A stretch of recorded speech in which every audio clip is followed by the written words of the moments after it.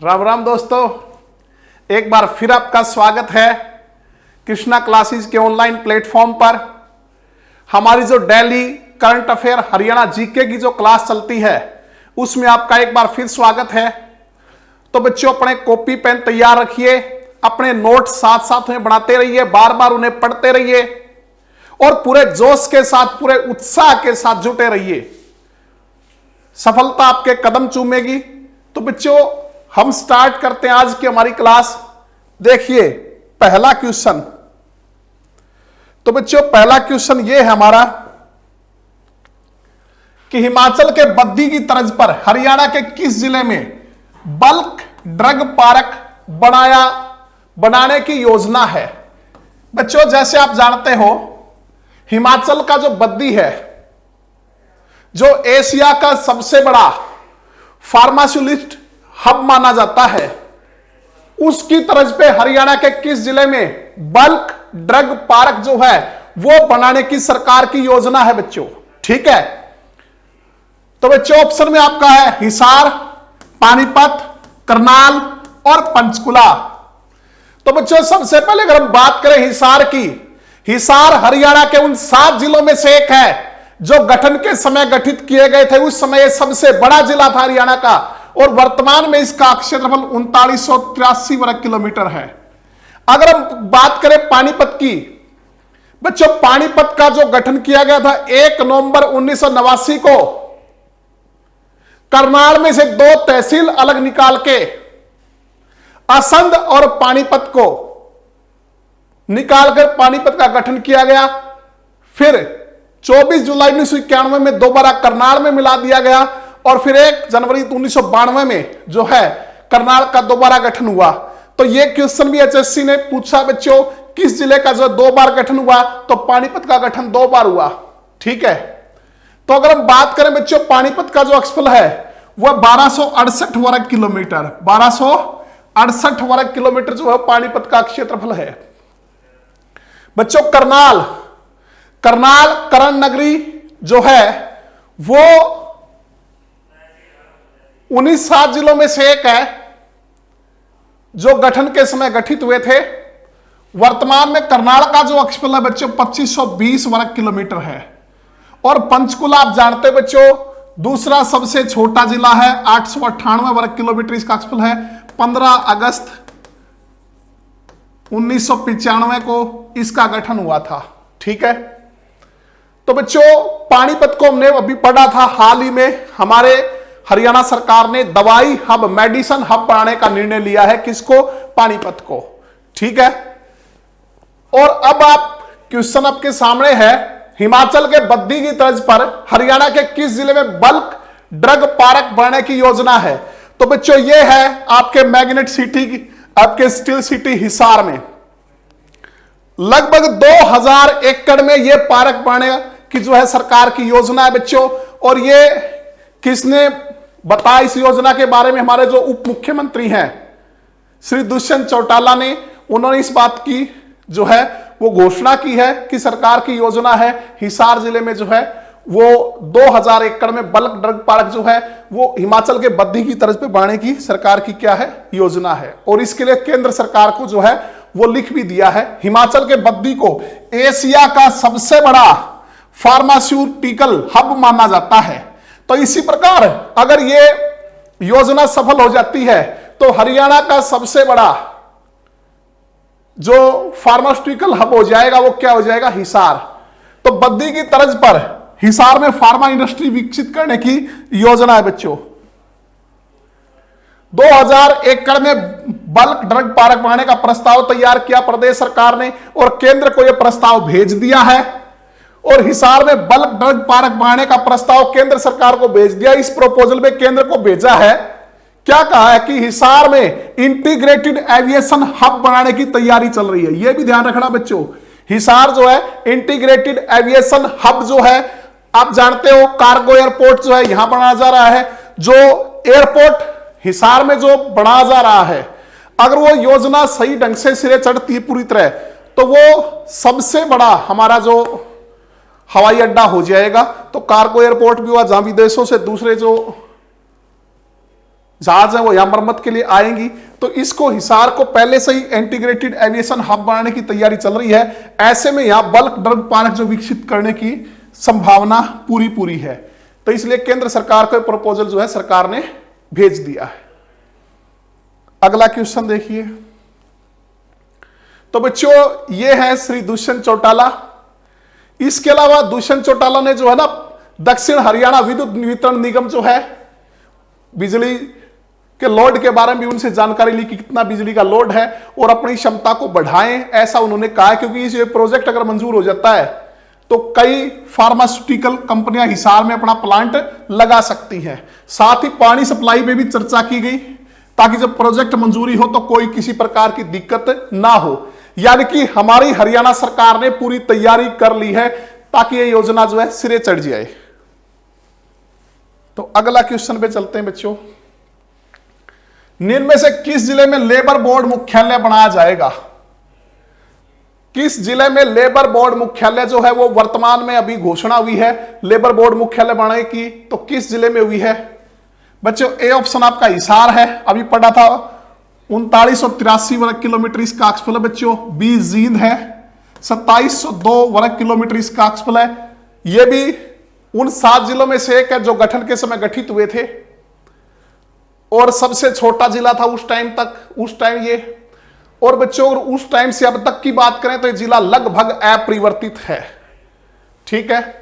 पंचकुला भी पड़ा था 898 वर्ग किलोमीटर जो इसका क्षेत्रफल है बच्चों। 15 अगस्त 1995 को इसकी स्थापना हुई थी। ठीक है। तो किस जिले में लेबर बोर्ड मुख्यालय बनाया जाएगा?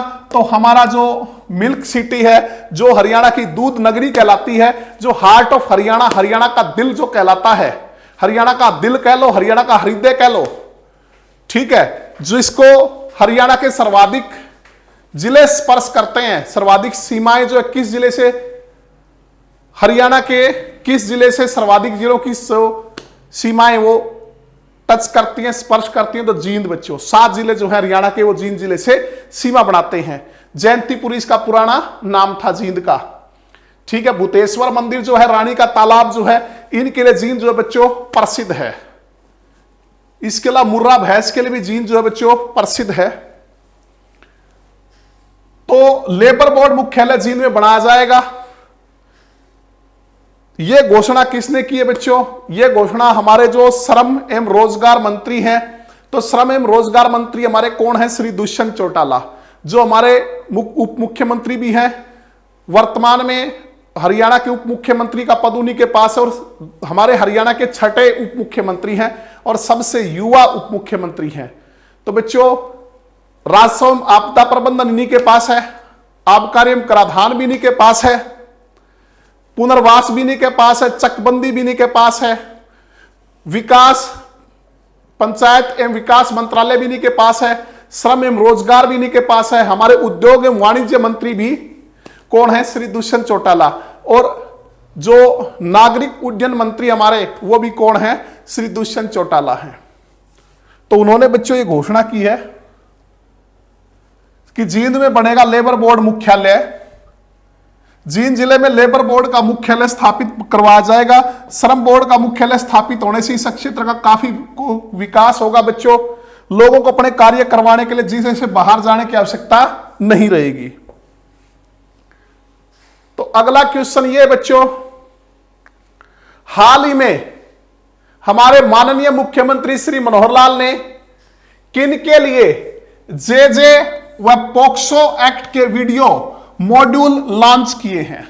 ठीक है बच्चों, हाल ही में हमारे मुख्यमंत्री श्री मनोहर लाल जी ने वीडियो मॉड्यूल लॉन्च किए हैं और वो वीडियो मॉड्यूल जो हैं वो किससे रिलेटेड है? जेजे एक्ट और पॉक्सो एक्ट। जेजे एक्ट और पॉक्सो एक्ट को समझने के लिए सांकेतिक भाषा में वो वीडियो हैं, वो मॉड्यूल इन्होंने लॉन्च किए हैं। तो कहता है ये किसके लिए है? तो ये बच्चों श्रवण दिव्यांगों के लिए। श्रवण दिव्यांग जो है मतलब जिसको हम कहते हैं बच्चों मूक बधिर, जिनको सुनाई नहीं देता, ऐसे जो दिव्यांग बच्चे हैं तो वो सांकेतिक भाषा को ज्यादा अच्छी तरह से समझते हैं और सांकेतिक भाषा में ये जो है वीडियो मॉड्यूल उन बच्चों के लिए बनाए गए हैं ताकि वो जेजे और एक्ट और पोक्सो एक्ट को जो है वो सही ढंग से समझ के उन बच्चों को समझाने के लिए वीडियो जो है लॉन्च किए गए हैं। और इस अवसर पे हरियाणा राज्य बाल संरक्षण आयोग की जो चेयरपर्सन है, कौन है बच्चों, कमेंट करके बताना। हरियाणा बाल संरक्षण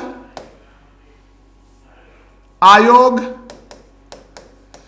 की चेयरपर्सन कौन है?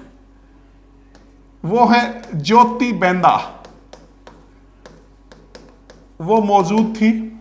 साथ में मुख्यमंत्री जी ने यह भी कहा है जो बाल आश्रमों में जो बच्चे रहते हैं, जो डिसेबल्ड हैं, जो बच्चे जो बाल आश्रमों में रह रहे हैं, जो पूरी तरह दूसरों पर निर्भर हैं, तो उनके लिए भी जो है विशेष स्पेशल जो योजना वो चलाई जाएगी, स्पेशल ग्रांट उनको दी जाएगी।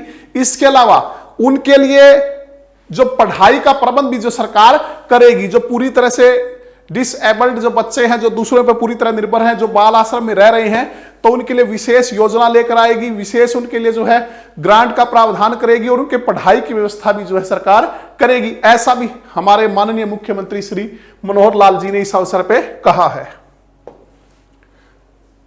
तो बच्चों आगे चलते हैं फिर। ये इन्होंने जो है लॉन्च किया है, ये जो वीडियो मॉड्यूल की हम बात कर रहे थे, और हरियाणा बाल संरक्षण आयोग की चेयरपर्सन जो हैं, चेयरपर्सन ज्योति बेंदा जो हैं, उन्होंने कहा कि प्राथमिक चरण में आयोग उक्त दोनों एक्ट के कानूनी पहलुओं को लेकर वीडियो मॉड्यूल बनाए गए हैं। ठीक है, अगला है बच्चों क्वेश्चन, निम्न में से किस विश्वविद्यालय को राष्ट्रपति अवार्ड, राष्ट्रपति सेवा योजना पुरस्कार 2018-19 प्रदान किया गया? कहते हैं इनमें से ये जो हमारे चार ऑप्शन है बच्चों, पहला ऑप्शन है HAU, आप जानते बहुत बार आया है, बहुत बार, मतलब आपको याद हो गया होगा ना, हरियाणा एग्रीकल्चर यूनिवर्सिटी हिसार में है। 2 फरवरी 1970 को जो है इसकी स्थापना हुई थी। उसके बाद 31 अक्टूबर 1991 का इसका नाम बदल के हरियाणा एग्रीकल्चर यूनिवर्सिटी से चौधरी चरण सिंह हरियाणा एग्रीकल्चर यूनिवर्सिटी जो है वो रख दिया गया, जो हमारे देश के 7वें प्रधानमंत्री के नाम पर है। 1997 में इसको सर्वोच्च संस्थान का जो अवार्ड मिला। वर्तमान में बच्चों इसके वीसी डॉक्टर समर सिंह है। MDU रोहतक बहुत बार जिक्र कर चुके हैं, 1976 में बनी थी। प्रोफेसर राजवीर सिंह जो बच्चों वो इसके क्या है, वीसी है। KUK कुरुक्षेत्र यूनिवर्सिटी कुरुक्षेत्र में स्थित है, 1956-57 में स्थापित हुई थी बच्चों। हरियाणा का पहला विश्वविद्यालय, हरियाणा की पहली यूनिवर्सिटी जो है वो कौन है, KUK है बच्चों। ठीक है, वीसी डॉक्टर नीता खन्ना है। SVSU कहां है बच्चों, कमेंट करके बताओ। Shri Vishwakarma skill university, Shri Vishwakarma skill university, या हम ये कह सकते हैं हिंदी में श्री विश्वकर्मा कौशल विश्वविद्यालय, श्री विश्वकर्मा कौशल विश्वविद्यालय। तो बच्चों ये पलवल के दुधौला गांव में, पलवल डिस्ट्रिक्ट के दुधौला गांव में स्थित है बच्चों। 2006 में स्थापित की गई है, लेकिन वर्तमान में ये अस्थायी रूप से गुरुग्राम में चल रही है। कहां चल रही है फिलहाल, गुरुग्राम में अस्थायी परिसर है इसका। ये क्वेश्चन भी बच्चों HSC पूछ चुकी है कि दो तरह से क्वेश्चन आया है HSC में। एक बार यूं कि जो श्री विश्वकर्मा स्किल यूनिवर्सिटी है उसका स्थायी परिसर कहां है, तो स्थायी परिसर तो पलवल के दुधौला में है, वहां अभी तक बढ़ के पूरा तैयार नहीं हुआ। दूसरा, अस्थायी रूप से कहां चल रही है, उसका अस्थायी परिसर है, तो फिलहाल वो गुरुग्राम में चल रही है अस्थायी रूप से। 2006 में जो है इसकी स्थापना हुई थी। इसके वीसी हैं डॉक्टर राज नेहरू, इसके जो वीसी हैं डॉक्टर राज नेहरू। तो बच्चों हम बात कर रहे थे किस विश्वविद्यालय को राष्ट्रपति द्वारा सम्मानित किया गया, कौन सा पुरस्कार, राष्ट्रपति सेवा योजना पुरस्कार 2018-19। तो वो दिया गया बच्चों MDU महर्षि दयानंद यूनिवर्सिटी रोहतक को। ठीक है, ये एनएसएस से संबंधित जो है, एनएसएस से संबंधित ये अवार्ड है, राष्ट्रपति सेवा योजना पुरस्कार जो है। और विश्वविद्यालय कैटेगरी में बच्चों ये किसको दिया गया है? ये एमडीयू को दिया गया, महर्षि दयानंद यूनिवर्सिटी। और अगर हम बात करें, अगर छात्रों की बात करें तो उसमें जैस्मीन को यह अवार्ड मिला है। किसको मिला है? जैस्मीन को। और यूनिवर्सिटी में किसको मिला है? एमडीयू को। नेक्स्ट, तो बच्चों एक चीज और ध्यान रखना, एनएसएस में बेहतरीन प्रदर्शन के लिए राष्ट्रपति रामनाथ कोविंद ने विश्वविद्यालय श्रेणी में महर्षि दयानंद विश्वविद्यालय को राष्ट्रीय पुरस्कार 2018-19 प्रदान किया। नई दिल्ली में वर्चुअल पुरस्कार वितरण समारोह में समन्वयक प्रोफेसर राजवीर सिंह गुलिया ने पुरस्कार ग्रहण किया। अब यह भी ध्यान रखना आपको, जो इंपॉर्टेंट है कि एमडीयू उत्तर भारत का पहला विश्वविद्यालय है जिसे यह अवार्ड मिला है। नॉर्थ इंडिया का, उत्तर भारत का पहला विश्वविद्यालय है एमडीयू जिसको यह अवार्ड जो है वो मिला है। ठीक है, तो आगे चलते हैं बच्चों। नेक्स्ट है, गुरुग्राम सहित सहारा मॉल पर हाल ही में हरियाणा राज्य प्रदूषण बोर्ड ने कितने रुपए का जुर्माना लगाया है? बच्चों इससे रिलेटेड हम पहले भी पढ़ चुके हैं। अगर आपको ध्यान हो, पहले जो करंट अफेयर की क्लासों में हम इससे रिलेटेड पढ़ चुके हैं कि गुरुग्राम में जो सहारा मॉल है उसको सील किया गया है। यह भी हमने पढ़ा था बच्चों, याद कीजिए। और अब इस पे जुर्माना लगाया है, तो कितना जुर्माना लगाया है वो ये पूछ रहा है। ठीक है, तो बच्चों दरअसल ये मामला क्या था? दरअसल ये मामला ये था कि पहली बार हरियाणा जो राज्य प्रदूषण बोर्ड है उसने फरवरी 2018 में जो है इसके सैंपल लिए थे। तो क्या देखा था, क्या कि ये बगैर ट्रीट किए जो पानी है वो सीवरेज में डाल रहा है, बिना ट्रीट किए जो पानी है वो सीवर में डाल रहा है। तो उसके लिए जो है कंपनी ने इसको वार्निंग दी थी और इन्होंने उस टाइम रिक्वेस्ट की थी, 2.5 लाख रुपए इन्होंने फीस जमा करवाई कि हम जो है जल्दी हमारा जो ये ट्रीटमेंट का जो सिस्टम है सेंटर उसको ठीक करवा लेंगे। लेकिन उसके बावजूद भी इन्होंने सुधार नहीं किया। तो अब की बार 14 सितंबर की अगर हम बात करें तो 14 सितंबर को फिर जो है दोबारा से इसके सैंपल लिए गए 2020 में। तो उस टाइम भी इसके सैंपल फेल हुए, तो उस टाइम फिर जो है इसको सील किया गया था। 14 सितंबर को क्या कर दिया था? सील कर दिया था। लेकिन 21 सितंबर को फिर इन्होंने क्या किया? 2.5 लाख रुपए की फीस भर दी और कहा कि हम जल्दी अपना सेंटर जो ठीक करवा लेंगे। लेकिन वर्तमान में फिर जो है ये नहीं सुधरे और वही काम फिर करते रहे। तो उसके एवज में जो है अब हरियाणा राज्य प्रदूषण बोर्ड ने इन पर लगभग 1 करोड़ रुपए का जो है वो जुर्माना लगा दिया है। 1 करोड़ से भी अधिक का जुर्माना लगा दिया और 15 दिन के अंदर जो है वो जुर्माना इनको भरना होगा। तो बच्चों 1,05,18,750 रुपए का जुर्माना इस पर लगाया गया है। ठीक है, और 15 दिन के भीतर जुर्माने की राशि जो है वो भरनी है बच्चों। ठीक है, कर लोगे? तो आगे चलते हैं। ये डिटेल आपको जो है बच्चों पीडीएफ में मिल जाएगी। पीडीएफ के लिए मैं फिर आपको बता रहा हूं कि हमारे टेलीग्राम चैनल्स को जो है आप ज्वाइन कर लीजिए। ठीक है, और अब जल्द ही टेलीग्राम पे जो है बच्चों क्विज जो है वो स्टार्ट करने जा रहे हैं हरियाणा करंट अफेयर की। तो आप जो है जल्दी जल्दी इनको ज्वाइन कीजिए। तो नेक्स्ट क्वेश्चन है बच्चों, ये आपको बताना है निम्न में से कौन से विधायक 1 साल के लिए अपना पूरा वेतन कोरोना राहत कोष में दे रहे हैं? कहता है इनमें से कौन से विधायक ऐसे हैं जो अपने पूरे साल भर का जो वेतन है वो कोरोना राहत कोष में दे रहे हैं। ठीक है बच्चों, तो पहले तो बच्चों हम ये पढ़ लेते हैं ये कहां से हैं। ज्ञानचंद गुप्ता वर्तमान में हमारे हरियाणा विधानसभा के स्पीकर हैं बच्चों। हरियाणा विधानसभा के अध्यक्ष जो हैं वर्तमान में वो कौन है? ज्ञानचंद गुप्ता। किस विधानसभा क्षेत्र से आते हैं? पंचकुला से। कहां से आते हैं? पंचकुला से। रणबीर गंगवा की बात अगर हम करें तो बच्चों डिप्टी स्पीकर हमारी विधानसभा के क्या है? उपाध्यक्ष हैं, डिप्टी स्पीकर हैं। तो ये किस विधानसभा क्षेत्र से आते हैं? नड़वा से। अगर हम बात करें नीरज शर्मा की, तो नीरज शर्मा जो बच्चों ये कांग्रेस के विधायक है, फरीदाबाद से आते हैं, फरीदाबाद एनआईटी से आते हैं बच्चों। और अगर हम बात करें प्रमोद विज, प्रमोद जो विज है बच्चों, ये भाजपा के विधायक हैं, पानीपत शहरी क्षेत्र से आते हैं। कौन सा विधानसभा क्षेत्र? पानीपत अर्बन शहरी, वहां से आते हैं। ठीक है, तो बच्चों कौन से विधायक एक साल के पूरा वेतन कोरोना राहत कोष में दे रहे हैं? तो बच्चों वो दे रहे हैं प्रमोद विज। प्रमोद विज जो है ये अपने पूरी साल का जो वेतन है वो कोरोना राहत कोष में दे रहे हैं। अगर हम बात करें नीरज शर्मा की, नीरज शर्मा बच्चों कांग्रेस से हैं। कहा किसके विधायक है? कांग्रेस से। तो इन्होंने अपना 50% जो वेतन है पूरी साल का 50% वो कोरोना राहत कोष में देने का फैसला किया है।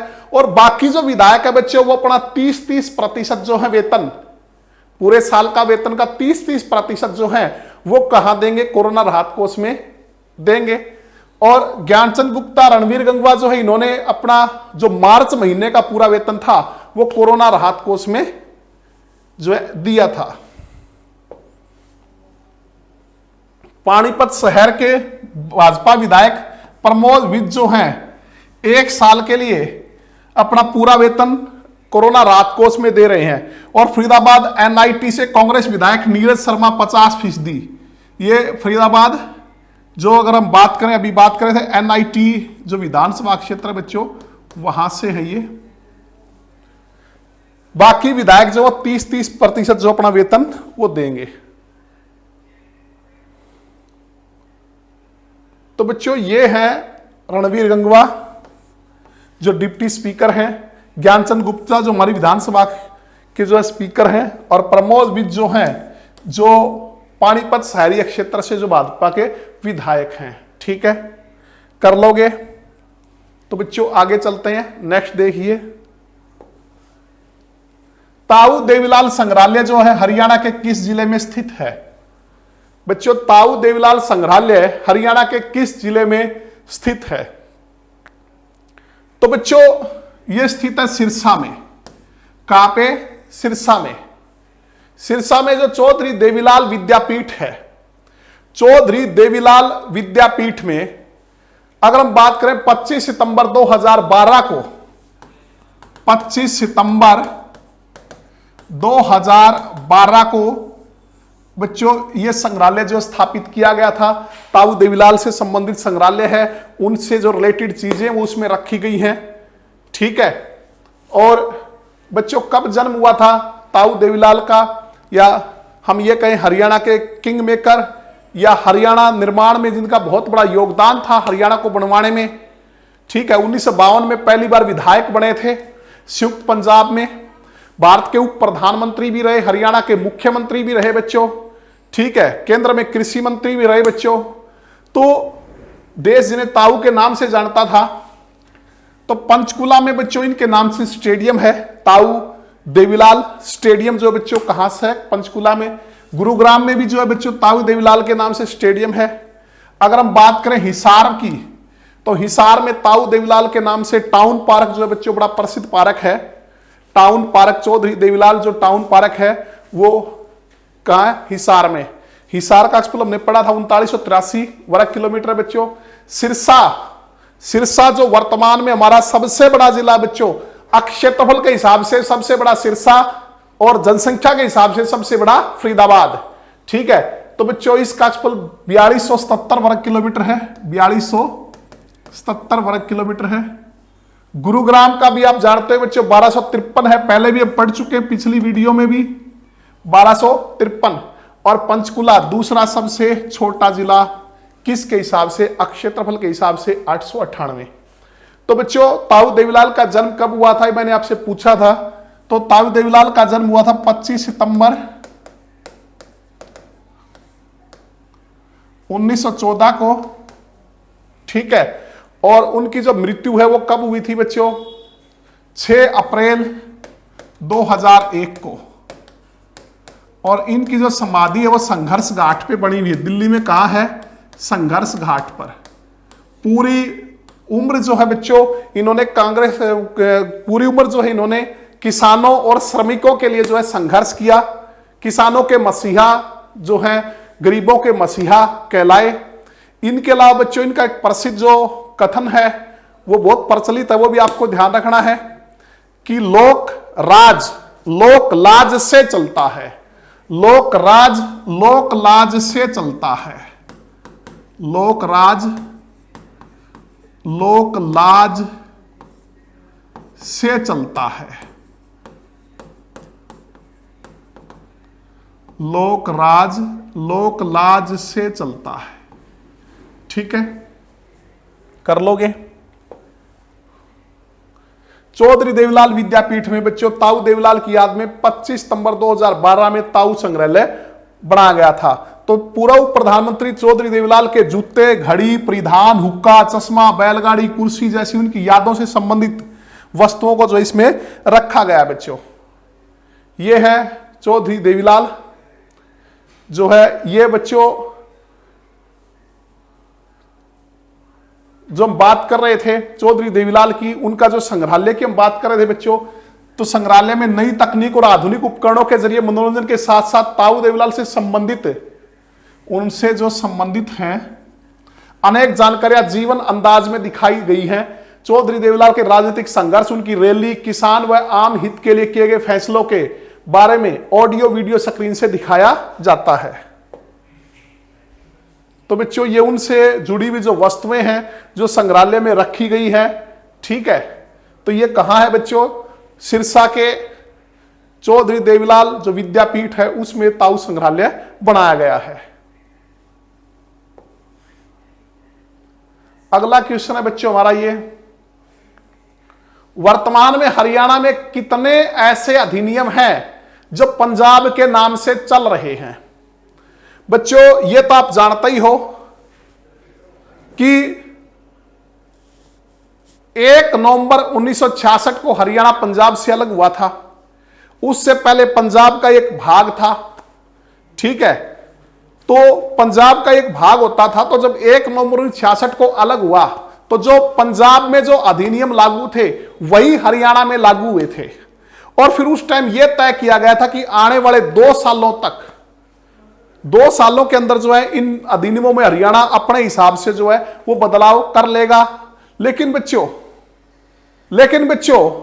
तब से लेके अब तक वो अधिनियम ज्यों के त्यों चल रहे हैं। लेकिन अब फिलहाल वर्तमान में इस सरकार ने फैसला लिया है कि उन नियमों से पंजाब का नाम हटा दिया जाए। पंजाब अधिनियम की बजाय उनको हरियाणा अधिनियम के नाम से जाना जाए। और इसके लिए जो है वो कार्यपालिका और जो न्यायपालिका है वो दोनों मिलकर जो है काम कर रही हैं। तो कितने ऐसे अधिनियम हैं जो पंजाब के नाम से चल रहे हैं? तो लगभग 237 जो हैं। कितने? 237 अधिनियम ऐसे बच्चों जो आज भी पंजाब के नाम से चल रहे हैं। तो अब सरकार जो उनमें से पंजाब का नाम जो है वो हटाने जा रही है। आधी सदी के बाद हरियाणा अपने अधिनियमों में पंजाब का नाम हटाने जा रहा है। इसके लिए हरियाणा की विधान पालिका और कार्यपालिका मिलकर योजना बना रही है। ठीक है, तो विधानसभा अध्यक्ष ज्ञानचंद गुप्ता ने प्रदेश की मुख्य सचिव केसरी आनंद अरोड़ा रिटायर होने वाली है बच्चों, इस 30 सितंबर को रिटायर हो जाएंगी। कानून एवं विधि निर्माण विभाग में कानून सचिव विमलेश तंवर और विधानसभा के अवर सचिव विष्णुदेव के साथ बैठक की इस संबंध में। ठीक है, तो बच्चों करीब 237 ऐसे अधिनियम हैं जिनमें अब भी जो पंजाब का नाम से जो चल रहे हैं। तो अब जो है विधानसभा अध्यक्ष इन सभी अधिनियमों से पंजाब शब्द हटाना चाहते हैं। ठीक है, कर लोगे बच्चों।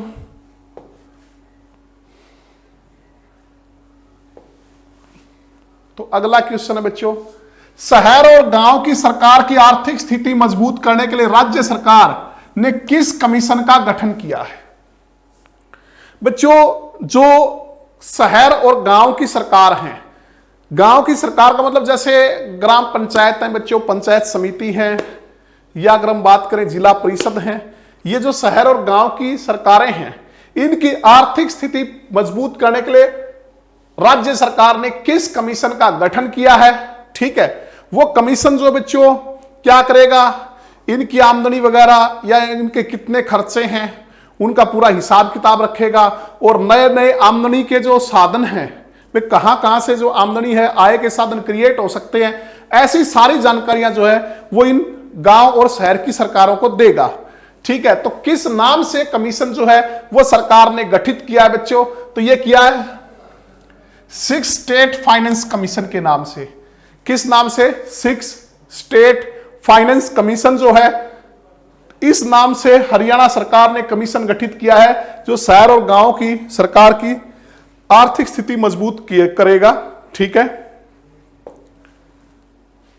बच्चों, इसका चेयरमैन बनाएगा रिटायर्ड आईएएस राघवेंद्र यादव को, sorry chairman retired IAS P Raghavendra Rao जो है उसको बनाया गया बच्चों, और चेयरमैन की नियुक्ति 1 साल के लिए की गई है, जबकि मेंबर सेक्रेटरी के पद पर आईएएस विकास गुप्ता की नियुक्ति की गई है, और इसका कार्यकाल, इस कमीशन का कार्यकाल अगले वित्त वर्ष से शुरू होगा, और जो 2025-26 तक ये जो है वो जारी रहेगा बच्चों। ठीक है, इसका कार्यालय नई दिल्ली में होगा। कार्यालय कहां होगा? ऑफिस इसका नई दिल्ली में होगा, लेकिन पंचकुला में भी इसको जगह दी जाएगी जहां ये कार्य कर सके। इसका ऑफिस नई दिल्ली में होगा, लेकिन पंचकुला में भी जो है इसको जगह दी जाएगी बच्चों। तो बच्चों आगे चलते हैं, ये आपको ध्यान रखना है। 6 किस नाम से एक कमीशन है बच्चों? तो ये आपको जो है याद रखना है।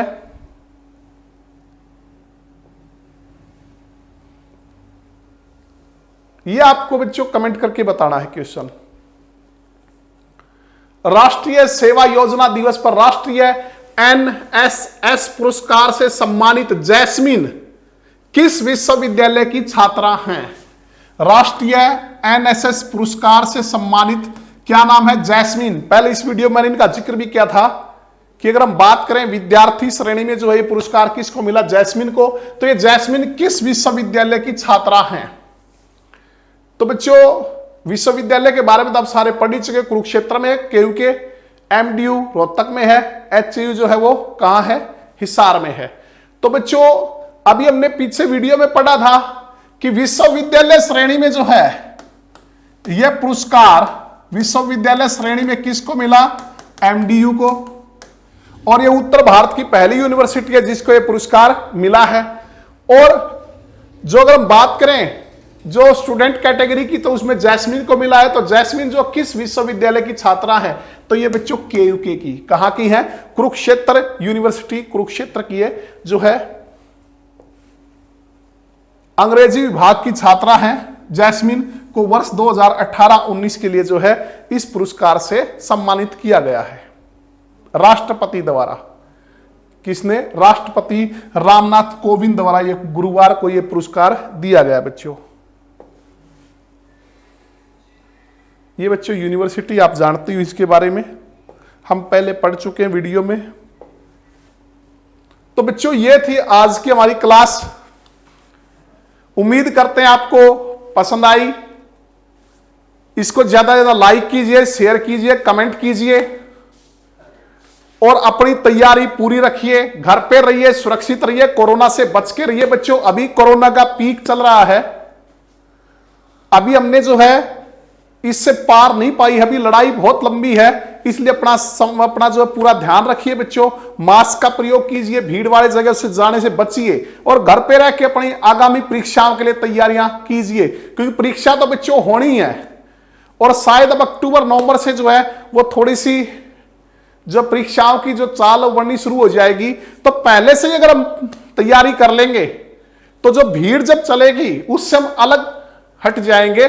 और बच्चों वही हमेशा कामयाब हुआ जो भीड़ से अलग चलता है। ठीक है, तो बच्चों तैयारी करते रहिए अपनी, बार बार जो है अपने नोट्स बनाइए, उनको बार बार पढ़ते रहिए, वीडियोज को देखते रहिए। तो मिलते हैं नेक्स्ट क्लास में। धन्यवाद।